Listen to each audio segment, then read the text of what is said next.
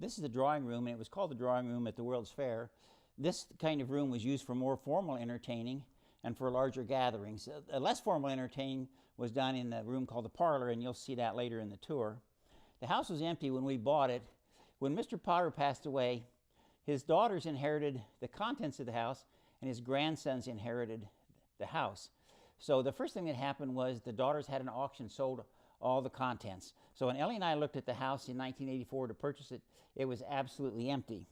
After we bought the house, the daughter that inherited this carpet asked us if we would like to have the carpet back in the house. We said yes. So this carpet has been in this house since the 1940s. The chandelier is the only light fixture we know was in the house at the World's Fair. We have pictures of the house at the World's Fair, and this is very identifiable. The vase in the corner was at the World's Fair. Weller had the only working pottery, and they had 5 huge vases there. We have the 3 largest, and this one is the largest one.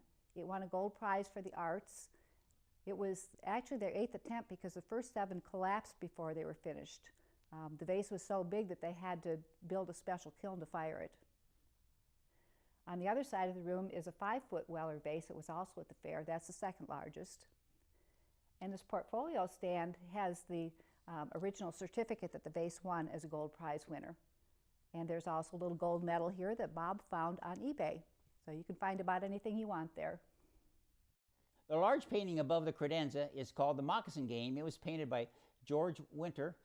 George was born in England, came to the United States, and became fascinated by the Indians in the West, so he moved to Logansport in 1837, which is the year he painted this.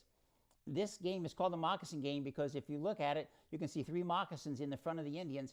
It's similar to the pea under the shell game that you see on the streets of New York, and this was their favorite game. This is not a family portrait kind of picture like it looks like it, but the artist opened it up so you could see the faces of the Indians. You can see other activities around the painting, like the kids over here playing, and there's 2 Indians meeting here.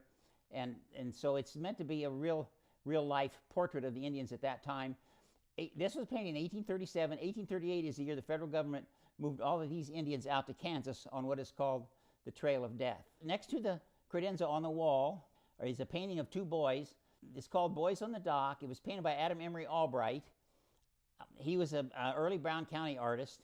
The boy in the green shirt that's fishing would be my brother Tom, and I am the boy in the blue shirt laying on the dock daydreaming. So the nice thing about collecting about collecting art is if you buy a piece and you hang it on the wall, you find a better piece. It's real easy to take the one piece down and put the new one up.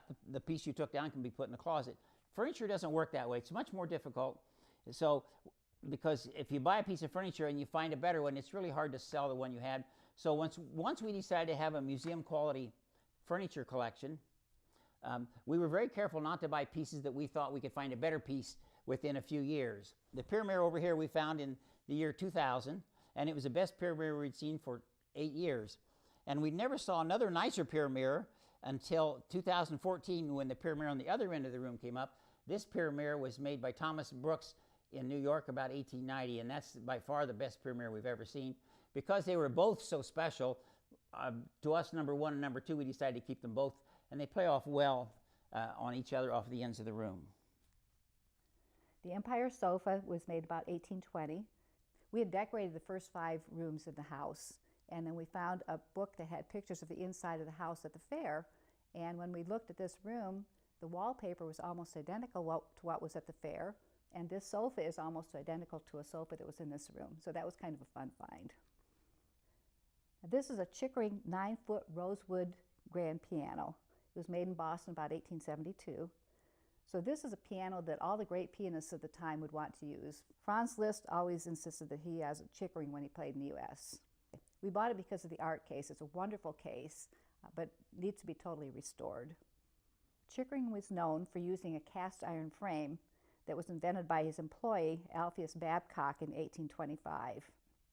The frame was patented in 1839, and Chickering received the Legion of Honor from Napoleon III for his contribution to music. The music box was made by the Vermont Music Box Company in Geneva, Switzerland. It was made in between 1879 and 1882, custom made for a gentleman in Canada, and he selected all the songs to go in it. There are 12 cylinders in it. Each cylinder has 6 songs on it. So there's 72 different songs that played, and we have all of the songs. There are 5 different musical instruments in there. There's drums, bells, castanets, and then there's what we call an organ and flute section, but in 1882 they called that the little piccolo and the celestial piccolo. The painting over the music box is by J. Otis Adams. It's called Frosty Morning. And this was at a show in Chicago in 1894 where they got the name the Hoosier Group. There are 5 really important Indiana artists. So there was a critic talking about all the work in the show. There were a lot of different artists. He kept talking about how wonderful the work was by that Hoosier Group, referring to the Indiana artists. So that name has stuck, and they're still known as the Hoosier Group. So above the fireplace, we have The Old Mill by T.C. Steele. That is a depiction of the mills in Brookville, Indiana. And at that point in time, the mills were starting to fall apart. They were out of use. Technology had changed. And you can see there's a team of horses and a wagon. People would come and pick up their parts that were coming off the mill and use them in their own construction. And this one is really important for our collection because this was in the Center Arts Palace at the World's Fair. And that was judged by an international panel. And they had paintings from all over the world. So that was really a big honor to be in the Center Arts Palace. So the white sofa at the other end of the room, we found it at an auction in Indianapolis, and we had it recovered and restored. And it has these 2 porcelain plaques on it. The porcelain plaques look like they're French because they are French, but the sofa is still American. American furniture makers would buy the French plaques and put them in their furniture. About 4 years after we bought that sofa, we were at an auction over here in Lafayette, and we saw the sofa on the other side of the room, the green sofa. And it's an identical sofa except for 2 small differences. It has bronze plaques instead of porcelain plaques, and it has turned legs instead of cast feet. So the white sofa is probably a little higher quality in the product line, but they're both almost identical. The nice thing about the green sofa, it came with 6 side chairs, which are spread around the house. The andirons or chenets were from the World's Fair also. They're decorated with putti, which are like little cherubs without wings. The tall base in the corner is a very important piece because it was made by Karl Marx in 1955. In 1945, Karl Marx started the IU ceramics program as the first college ceramics program in the state, and he made this vase in 1955, and it won a major prize at an art show in 1955. The tall piece on the floor over there is made by Tom Unzinger. They had a studio in Thorntown, Indiana. This was a wood-fired piece. And they were known for making the large pieces like this. On the table over here along the wall, under the table is a coach. It was made by a Meissen company in Dresden, Germany around 1850. It's a 3-foot long coach, one of the really special pieces. Before we started collecting the Indiana ceramics, the Indiana pottery, we had quite a few major Dresden pieces around the house. Once we decided to have Indiana ceramics, we decided that we would rather have the Indiana ceramics up, so we sold almost all the Dresden pieces. That one was so special, we decided not to sell it. I found that in Indianapolis at a gallery, and we had it restored, and then it became an anniversary present for Ellie. The green urn on the mantle was by Tim Mather, who teaches at IU. When we visited, he had pulled out a lot of pieces that he would like for us to look at because he knew we were going to put them in a museum. And we went back in the office, and this and another piece were above the cabinet. And so we asked about if that would be available, and he said yes. So that's an earlier work that he did. Now, the flattened jar is by Dick Lehman from Goshen, Indiana, and he does a lot of wood-fired pieces. This was totally undecorated when it went into the kiln. So you see the shells on there. They make a base and put them on shelves to keep them off the shelves. And the shells sometimes completely burn away or wash off, and sometimes it become a part of the vase. In this case, he laid it on the front, and you can see that the drips gathered in the front. But all the decoration on there is either from chemicals in the clay or from the trees.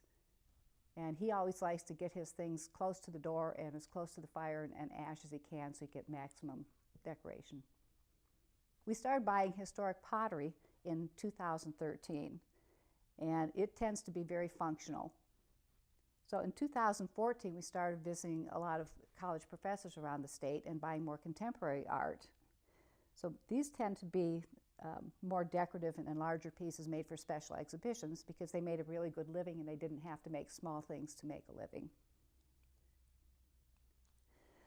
Professors were really happy to have their work in the museum because generally if you see pottery or ceramics in a museum, it is 1,000 years old. They sold us a lot of pieces they had for decades. So when we visited, we always said if they had seller's remorse, we would sell it back. And if they wanted to borrow something for special exhibition, we would be happy to loan it. So we did that in several instances. The lidded vase is by George DeBeeke from Indianapolis, and he worked for Amico as the research and development director. This piece he made for his wife Alana, and the first couple times we visited him, we always admired that piece. But since it was for Alana, we never really asked about buying it. And we sold him a piece that he really wanted at one point in time. So shortly afterwards, he and Alana came and said they would sell it to us. But George made another one for Alana and put a heart on the bottom so they couldn't sell it. The Lady of the Lilies was made by Amico in the 30s. So Amico is American Art Clay Company. They're in Indianapolis, and they were the largest seller of supplies for pottery. This piece was made in the 1930s. They made a series of decorative pieces, and Lady of the Lilies is one of only 2 that they made.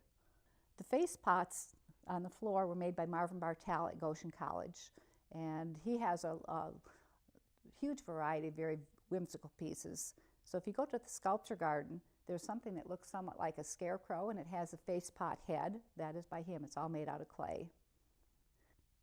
On the table, we have a combed lidded jar by Les Miley at Evansville University. When we visited the first time, this vase was absolutely off limits. His wife loved this piece, and she was not at all interested in selling it. So after we'd bought some other pieces and they came up to see the museum, they decided to sell it, but she had to be gone when we picked it up. So the black credenza is Egyptian revival. It has a lot of really wonderful inlay using a variety of woods that's almost like a painting with wood. So the other credenza over here is one of the best credenzas we've ever seen. It would be really extra special, except it has a few problems. But because it is such a wonderful piece, we've decided to keep it even without the problems. We hope someday we'll be able to find a picture of it and have it restored to its full glory. But until then, we just appreciate the way it is because it is the nicest one we'd ever seen. The small painting here is an interior scene as by Charles Connor from Richmond. You see the little girl doing her music lessons while her mother is sewing in the background, and there are paintings on the wall, so it just has everything you'd want in a painting. He died very early, so there's not a very large body of his work. To the left of the nice credenza is a painting hanging on the wall. It's by T.C. Steele and his daughter Daisy on the porch of the Hermitage. The 2 white pieces on the credenza are by Dick Hay. Dick Hay made both of those pieces in the 1980s. When we walked into his house in the year 2014, both of those pieces were in his house. One was in the living room, one was in the dining room, and he sold both of those to us. We were very happy about that. The piece on the stool, the tray with the goblets on it, is a later piece by him. It's called his tray series, and he calls this cleaning up after the party, and he simply made these chalices to put on the tray. They're not real chalices. Some of them have holes in them, some have corks in them, but he made them just for that purpose. A tall sculpture here by Lenny Dowie from University of Southern Indiana. It's called Caught on a Fine Line. Lenny made another piece and took it to an art gallery and asked them if they would sell it, and they said, no, it looks too much like craft. So he took it to a craft gallery, and they said, no, it looks too much like art. So in commemoration of that event, he made this one that he calls Caught on a Fine Line. It has the wire and the ceramics in it, and it's a wonderful piece. He made 2 of those. One of them is in this museum. The other one is in the Indianapolis Museum of Art. When you had the orientation, you found out the front door of the house came out of a house built in Norwich, Connecticut in 1760, and a lot of the woodwork in the center hallway came from the house in 1760.